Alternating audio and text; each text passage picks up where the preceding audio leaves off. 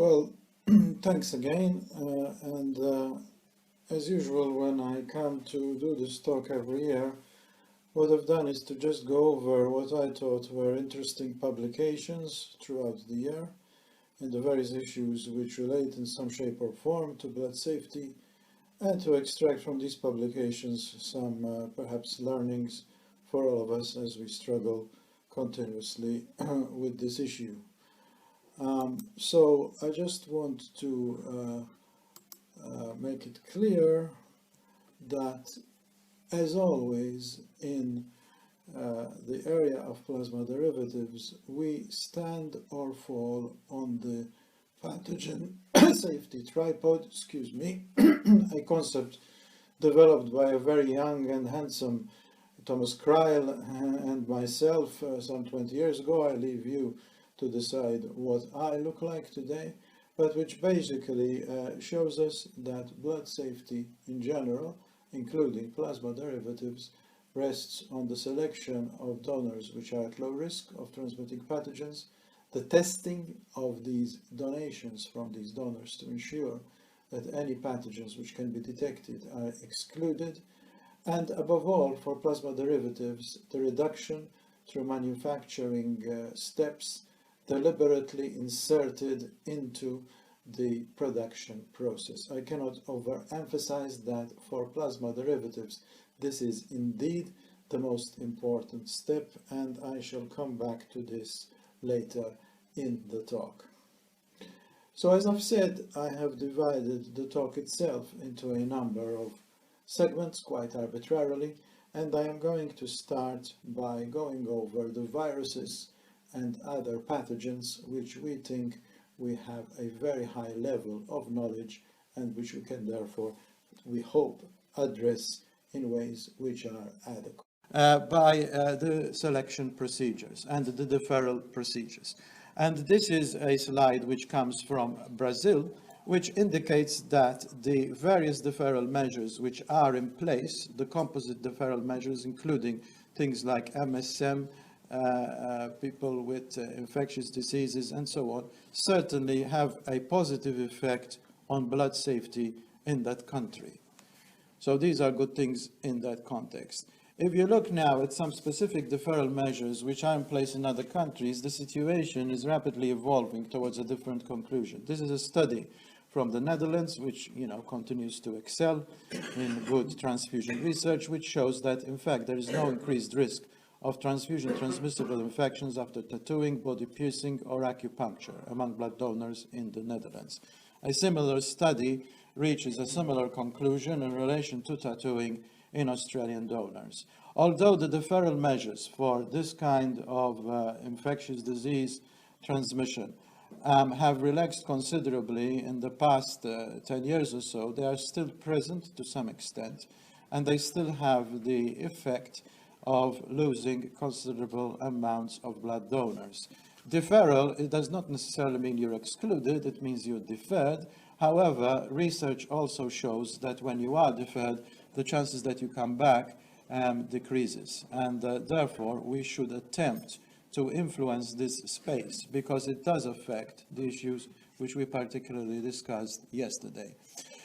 This is a slide from, I think, the Robert Koch. As usual, the Germans are meticulous in gathering and publishing their national data. And this shows the situation in relation to the effect of the relevant serological and NAT screening on the safety of blood in Germany. This is again for components. And the point I seek to draw our attention to is the fact that even with this substantial infrastructure, expensive infrastructure, we still get a certain amount, not large, but a measurable amount of breakthrough transmissions of these infectious diseases. I remind you that this kind of transmission, like HIV or hepatitis B, is now absolutely unknown in the plasma space because of the measures previously introduced, primarily, as we all know, viral activation. There's no doubt in my mind that the cardinal issue is viral activation, and I shall emphasize this more later. This is a case study, if you like, of a donor who still transmitted HIV. The donor was positive for these the markers related to HIV, and the donation tested negative in one of the tests, but was positive with an unquantifiable load in another test, and was transfused to a patient.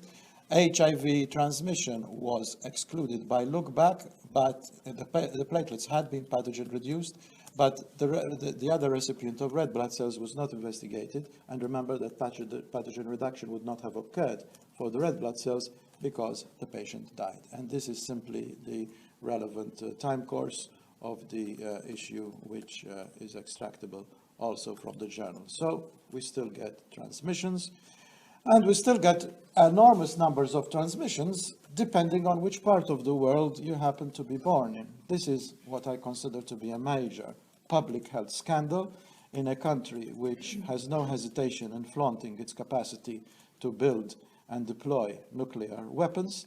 And this study, which was published just some months ago in Lancet, shows that an enormous epidemic of HIV infection occurred in children in this particular province in Pakistan, and upon investigation it was shown that there was an extraordinarily high level amongst the risk factors of injectable drugs, and 9% involved blood transfusion. There is no question that blood safety is extremely compromised in many parts of the subcontinent. And this is simply showing the progression of the way in which these transmissions occurred chronologically in the period under investigation. And this is not the only such study available. There are studies also from India and from Bangladesh, and there is absolutely no doubt that either they are not screening or that they are screening with inadequate types of testing platforms, and the transmissions are still occurring at a very brisk rate. Here's another one which we know and love, and this is West Nile virus. We've been familiar now with this thing for 20 years or so, and this is a transmission of West Nile virus through platelet donor, a platelet pheresis donor, in relation to a platelet recipient. So again, we have a case of transmission of a virus which can easily be obviated in relation to risk through pathogen reduction. It is definitely the case, and I shall show this, that pathogen reduction has substantial limitations, especially in the viruses which still challenge plasma products, the non-enveloped, but it doesn't mean that it shouldn't be introduced to elevate the problems shown by the slide. Let's now say something about the non-enveloped viruses. This is an interesting study I found, I taught in Eurosurveillance, which shows that some parts of France have a persistingly high level of prevalence of hepatitis A in the blood donors. This is something which needs to be kept in mind. There have been some transmissions because of this, and these transmissions have involved pathogen-reduced platelets. So the technology does have limitations. This is a study, again, from the Dutch, which shows the cost effectiveness and the perceived benefits of antiparvovirus B19 testing in, again, mainstream blood component production in the Netherlands. This is therefore a cost effectiveness study based upon the epidemiological probability of transmission and the costs. Actually, when you look at the pros and cons, the costs are not very much higher than one would expect for a standard healthcare intervention. Now I'm going to talk about the things which we hope desperately that we know about. And I'm going to start again with hepatitis C. I've spoken about hepatitis C before. There's no doubt that hepatitis C now, we can definitely allocate causality in blood transfusion. It's always a problem, as you know, it's the same as B19 and hepatitis A. When you get an agent which is vehicled through blood, unquestionably, but which also is transmitted very commonly by other means. And this is especially the case for hepatitis C in relation to dietary issues, and particularly the eating of certain types of pork products, very much prevalent in the south of France and many other parts of the world. There's definitely the case that this is transmissible by transfusion, and this is a particular case study from I think this is a European source. This is the first report of the possible transmission of hepatitis C virus via transfusion in the United States, a very substantial and rigorously analyzed set of data, which in the end concludes through assessing the various levels at which exposure can be detected, i.e. through actual detection of an immune response versus through the viremia of the nucleic acid in this instance, that a donor definitely had a viremia and the patient was transfused. Clinical data at this stage is unavailable, but the patient had a greater than 8-fold IgG increase after the transfusion, which, to my mind, definitely establishes an infection. This is, again, transfusion-transmitted hepatitis E in France. France is, if you like, in terms of Europe, somewhat of a cockpit in terms of study of this. And I decided to show this, this extract because, again, it comes back to the issue of pathogen reduction. This is a non-enveloped virus. Of course, you will not be surprised that solvent detergent plasma is no barrier to infection, and in fact, infection has been detected. But what is again significant is the fact that the MAT UV technology of Cirrus still allowed. Let's talk about the good old mosquito vehicled arboviruses.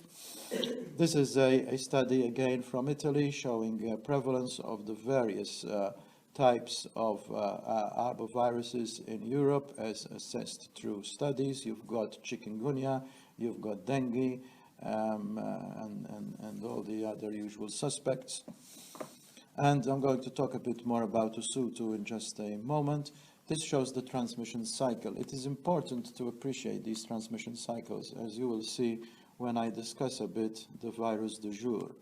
You always you have your primary host, which is then amplified through what you might call an innocent vector, and then you end up in the ultimate host, which in most instances in these arbovirus happens to be a dead-end host, and there is no further amplification, but that is in the actual, if you like, enzootic cycle. If you're in the urban environment for something like dengue and chikungunya, you get a continuous passage between the mosquito and the amplifying host, and this results in the potential to have an epidemic. This says pretty much the same. I'll gloss over it, and this is simply for your education and primarily mine, a summary of the various properties of these arboviruses. This is a situation which again has been severely affected by manipulation of the environment. They are endemic in many countries. This shows the urban transmission of mosquito-borne flaviviruses to humans in Vietnam, quite substantial. And this, of course, all has a bearing on blood safety in these countries. These are all transfusion transmissible, right?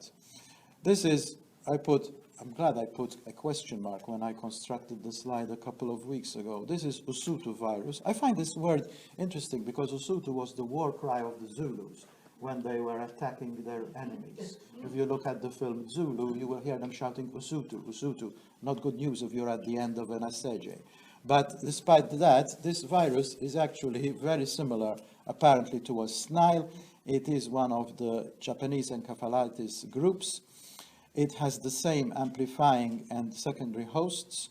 It can be more pathogenic than West Nile in some bird species. It rarely causes disease in humans, but when it does so, especially in people who have immune deficiency, this is again and again the case. Immunodeficient patients, even for hepatitis E infection, are always much more susceptible to severe disease. And I think this is of obvious interest to part of the community represented in this room. So it's now very much present and active in Europe, something which obviously up till about 25 years ago was not really very visible on the continent. This is a bunch of viruses. I put this up because these viruses are not very much visible in the transfusion space, the polyomaviruses, but they are significantly present in blood donors. They are non-enveloped. We always have to keep an eye on non-enveloped viruses, and again, pathogenic in immunocompromised patients. So although you might think, friends of IPOPI, that the issue is centered around plasma derivatives, you are all, like all of us, subject to the possible need of blood transfusion at any time.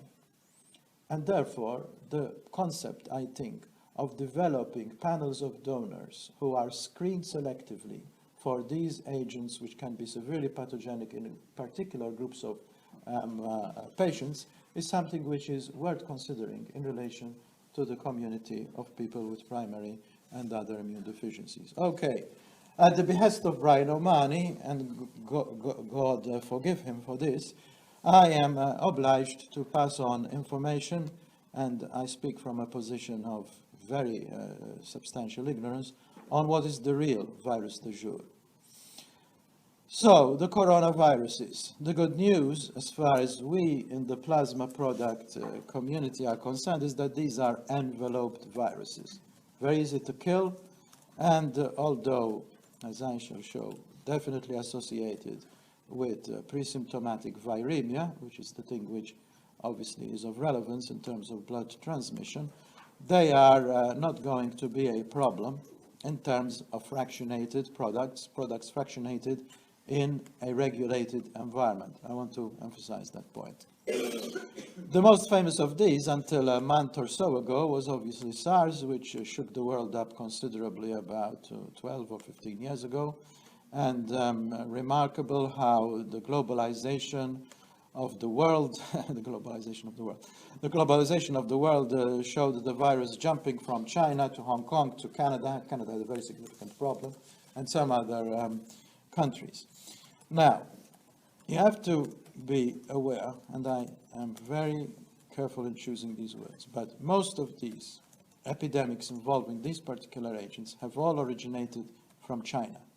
And they have originated from passage of a reservoir of agent in a primary host via a secondary host, which was subject to, let's say, behavioral or dietary preferences by the community at the epicenter of epidemic. As I said, they're all characterized pretty much like the other viruses through this secondary vehicle type of transmission.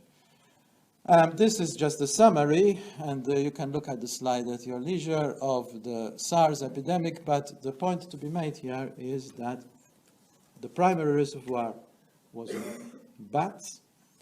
The secondary vehicle was the so-called civet cat, which isn't a cat at all. It looks a bit like a cat, but, well, some people say it does. To me, it looks like nothing on earth. But it happens to be a delicacy in certain parts of China, and is available for sale in markets and restaurants and what have you. And this was the way in which the virus is considered on the basis of the remarkable capacity of molecular biology today to immediately delineate phylogeny, and we shall see an example of that now with the new virus, to be the bridge, if you like, between humans and the primary reservoir in bats. So that's SARS. So here's the virus, which is definitely du jour, and I am fortunate that last evening, while I was at dinner, I got this paper notified to me, as you can see, very much hot off the press, first published 2 days ago, but actually online yesterday. And this is a remarkable example of what I have just said, the capacity of molecular biology and molecular genetics to immediately delineate viral phylogeny. This is a group in Beijing, and they've done a marvelous bit of work. This is the abstract, which basically summarizes the situation. Now, I do not have the time, but to be honest, I don't have the knowledge to actually explain the phylogenetic, that's the word, assessment by which these guys, in a very remarkably short period of time, came to the conclusion that, yes, this is indeed the virus, that it is a coronavirus, and that the secondary reservoir from the same types of bats which transmitted SARS are actually snakes. And they have done this through their analysis, and this is the parameter used, and this shows the so-called squared Euclidean distance. Basically, the shorter this is, the higher the likelihood that the organism in which it is being assessed is the actual vehicle of the virus. And you can see that these two types of snakes are considered to be the causal agents compared to these other candidates. And this is the map of China. This is the map of China, as you know, and this shows where the virus is now coming from. The arrow shows the town of Wuhan in the province of Hebei, and this shows the prevalence of the relevant reptiles, as they say. So this is the situation. In terms of us as recipients of plasma derivatives, again, an enveloped virus, which will be shown, I'm sure, by Thomas and other people to be entirely susceptible to the processes which we now have established in the system, but which has the potential to totally, apart from the whole possibility of other far graver global issues, it has the potential to disrupt totally the mainstream blood supply in terms of deferral due to travel, etc., etc. So this is something which we need to keep a very close watch on. And as somebody who's going through China supposedly in 3 weeks, I'm keeping a very close watch on it. Very brief word. I knew that Mark was going to speak, but I thought he would speak at a different time. So just a very brief word on some scientific or some blood transfusion studies on the question of MSM, which I thought were particularly interesting. This was actually mentioned yesterday by David Page. A very nice study from Quebec attempting to assess the receptiveness of MSM potential donors to various forms of relaxation of the current measure in relation to releasing blood or possibly plasma for fractionation. This is the abstract. If you read this paper, I recommend this paper. I enjoyed this paper very much. You will see, I think this was mentioned by David, that the groups which were assessed when it was put to them that perhaps they could donate plasma because of the viral activation actually exhibited a strong resistance to this concept of what you might call inter-donor type of discrimination. I don't wish to voice an opinion on this. It is a fact that this was expressed, so I commend Quebec for doing some really original research. But I just want to show something which is remarkable, and I would actually value David's comment on this because I'm aware of his close involvement in this landscape and in this study. Because when the various scenarios were simulated in terms of the different types of relaxation of the ban, you can see I have accentuated here, as the paper does, the scenario so-called B2, in which the proposal was that MSM are deferred for 12 months with the prevalence and incidence increase as a result of nearly 50% and the compliance unchanged. What intrigues me in this data, David, is that when simulated for the UK population, this led to an enhancement of residual risk, which is considerably smaller than in the province of Quebec. When this simulation is done for Quebec, the actual enhancement of residual risk is about 4 to 5 times it is in the UK. Now, this is a relative figure. As we say in Australia, this is increasing from zilch to bugger all. So this is not really something to be alarmed about. I'm just interested in the demographic of MSM in the province of Quebec, which can lead to this kind of conclusion. What I think is a valuable commentary from the Australian group, from Clive Seed's group in Perth, which I know very well, and I know Clive very well. I think he's really one of the most serious investigators in infectious disease risk and blood transfusion, which makes the point, and this is a resistance to other publications coming from the US, saying undetectable means untransmissible in HIV. I am convinced, as someone who's not really an expert, but I am convinced by the argument in this commentary that this may well be the case in the inocula involved in sexual transmission, but in the large inocula involved in intravenous infusion of blood and blood components, this is not necessarily the case. And they emphasize through their actual modeling that this is in fact not the case. And we have to be aware about this and discuss it frankly and objectively. Very quickly now about prions. A prion is a prion. This paper, which was published very, very recently, I found interesting. This, I think, is the first preclinical model of primates which shows a preclinical prionemia in the blood of infected animals infected with VCJD before the onset of disease. Of course, we have always assumed that this is the case, but this is a very neat study. It comes from the group of Soto, who is, as you know, the primary developer of what is probably the most accessible blood test at the moment. And when I say most accessible, it doesn't mean it's very accessible, but it is doable. It's got a principle which is somewhat peripherally similar to NAT. I think many of you have seen data about this test. The group obviously uses the test in relation to monitoring these animals who were infected with the illness, and this is just a demonstration of the 3 macaques involved. These studies are extraordinarily long, as you know, and they are very, very expensive, and they utilize primates, which is always something to be kept in mind. But there is no doubt that there is a prionemia before the animals actually get sick.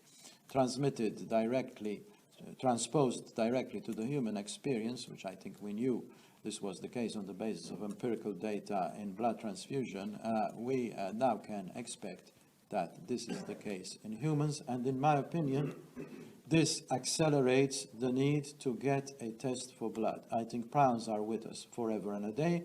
I think they are transmissible, and I think a blood test for prions is a justifiable measure and should be continued to be pursued. In relation to what we are interested here, a prion continues to be a prion, is a prion. This is data from a very old slide now from Hank Barron. It was collated by Hank Barron from his work and the work of Steve Pettaway in what used to be called Bayer, before they flogged the agency to Talacris, which then was absorbed by Grifols. The convolutions of the plasma industry are very difficult these days to keep up with. But this data shows what I think is a very important point, which is that all the prion strains are cleared on the basis of the limited technology we have. The technology is limited. I think that brain homogenate extracts are not exactly a pathophysiological marker, but it's the best we've got, and they are cleared in fairly similar ways, and this is the case for variant CJD prions, sporadic CJD prions, the other prion illnesses, whatever you've got. And I will say that, in my opinion, the same statement is transposable, and this is controversial, I know, to the case of blood transfusion. The Italian regulatory authority, IFA, is possibly unique in the world in requiring the recall of batches of product in which there is a definite evidence of sporadic CJD. I would not go as far as recalling product, but I myself do not think that the evidence that sporadic is not transmissible is solid enough. I recall the issues of a year and a half ago involving people with hemophilia, and I found the arguments centered around the dismissal of those issues to be somewhat specious. I look forward to a prion test which will be able to negate all pathologic strains of the prion prototype prions. And I reiterate that the animal studies of the late 90s, early 2000s show that sporadic CJD is transmissible through blood and through blood components. And now I'm going to quote Charles Dickens to tell you that I want to make your flesh creep. I want to frighten you to death. So here's a hypothetical infection. And the possible scenario is that we've got an agent. You can have it as a prion, you can have it as a standard virus, an envelope, whatever.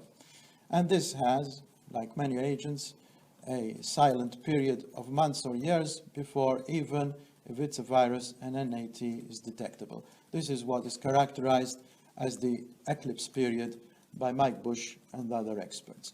And let's suppose that this agent, like many agents, has an epidemiology which is not very well known immediately, and hence there are no tests available. And here's the cardinal issue. Here's where the rubber hits the road.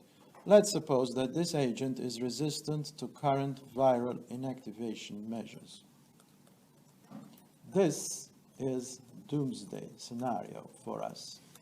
And don't think that this is impossible. The rate at which humanity is basically disrupting the environment and releasing all sorts of things behooves us to be very, very much aware of these possibilities. Now, you might think that you might think, yeah, how clever Farrugia is. He's managed to draw this graph, which is not an easy graph to draw. Well, actually, this is hepatitis B infection. Now, hepatitis B infection, we have viral activation, no problem. But we do have a silent period. It's very short. It's not years. It's, with today's technology, a couple of weeks. All right? But that's a detail. It's a couple of weeks. It could be a couple of years. We know how hepatitis B is transmitted. It's been with us now for more than 60 years. But it could be that there's an agent which we don't know. And we know that it's viral activated, but we don't know that all agents will be viral activated. And I reiterate, non-enveloped viruses are still something on the radar of this industry. We know that these things are always going to be more resistant. And we have to keep that in mind. So coming back to Thomas. In your previous slide, when you said virus inactivation, you are really saying viral inactivation. You are not talking about elimination at all. Well, to me, I mean, if it's clearance through, if what you're referring to is clearance through fractionation, it's pretty much the same thing. I am a conservative regulator. I've always preferred to see a dedicated, fully validated step rather than a fortuitous elimination through fractionation. But you can have elimination that are highly validated. Yes, like nanofiltration. Sure, Yeah. sure. No, But what I mean is that what the red, all the red things that you put there is analogous to VCGD, for example. yes. Except Yes. antibodies. And VCJD, all we have in VCJD, with the exception of some validated nanofiltration inclusions in some products, all we have in VCJD is fortuitous clearance through manufacture. Okay? If you remember the famous case of transmission, it was a case of transmission in a person with hemophilia in the United Kingdom. The person, as you know, died from other diseases.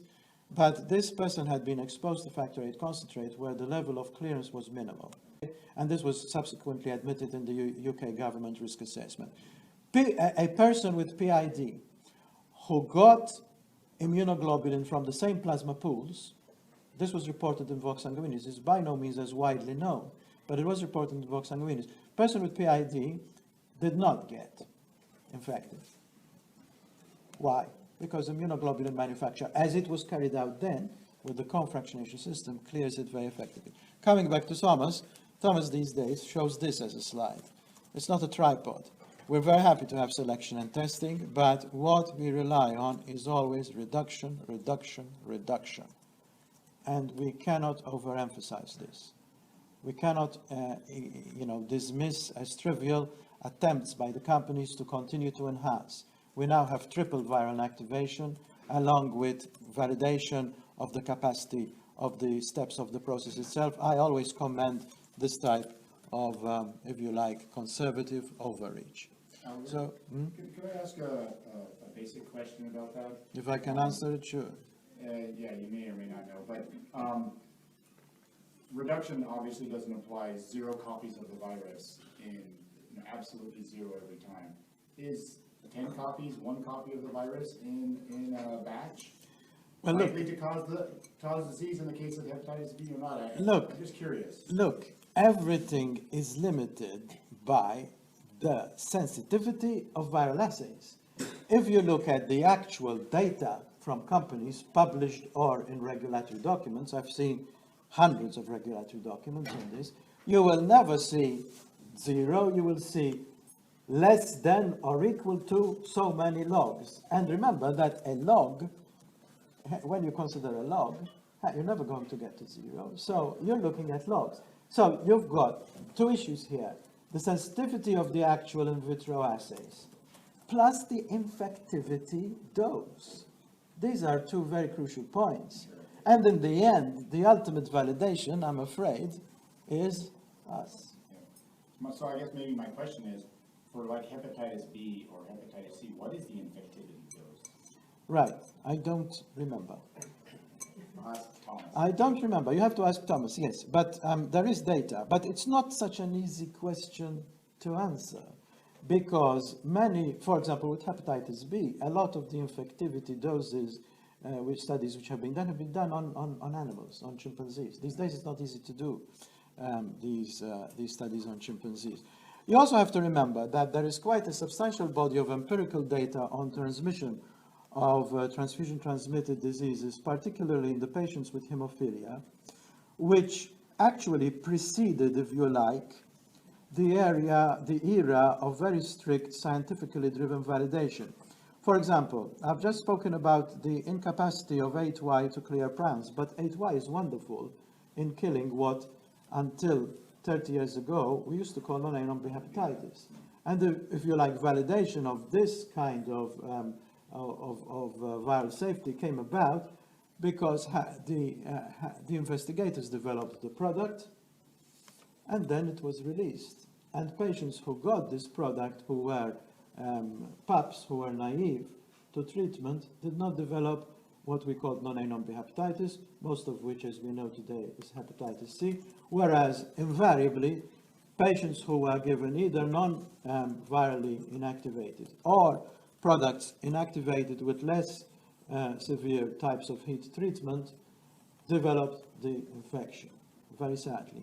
Of course, the yardstick for all enveloped viruses is solvent detergent treatment fight. I still think it would be a considerable level of assurance if we knew that this yardstick was always applied. We are afraid of non-enveloped viruses, justifiably. They can be pathogenic. What has killed people in this community in its history have been the highly pathogenic, transfusible, transmissible enveloped viruses, and you know this. So if I can finish by some reflection, actually I have another slide. Blood continues to be unsafe. I have always resisted the concept driven of blood is safe, products are safe. Blood is unsafe, period.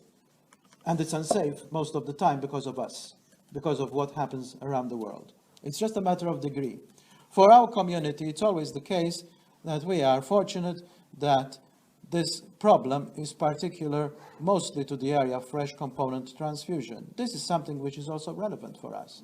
We're all potential recipients, and we are all dependent on the measures which are used to minimize component transmission, which include the deferral of donors which we need for our products much of the time. So this is not trivial. There is a huge reluctance in the transfusion community, particularly on this continent, where it basically devolves still on the national states of the European Union to fund pathogen reduction technology. I have been careful to emphasize its limitations, but I do not wish to minimize its benefits. As I have emphasized, non-enveloped viruses, I think, continue to challenge us, and preclinical but detectable prionemia demands serious consideration for a blood test, and the technology is possible. We all need to be aware of all these scenarios, and we need to never compromise on pathogen reduction and on the plasma industry's capacity to continue improving and studying this crucial element in blood safety. Every year you invite me to give this talk, and I'm always very grateful. And every year I approach the subject in my mind with this quotation of John Cage, thinking I don't want to end up like him and saying, having nothing to say and saying it, but I think blood safety still continues to be something of relevance to all people who are dependent in some way or other on products derived from blood and plasma. Thank you very much.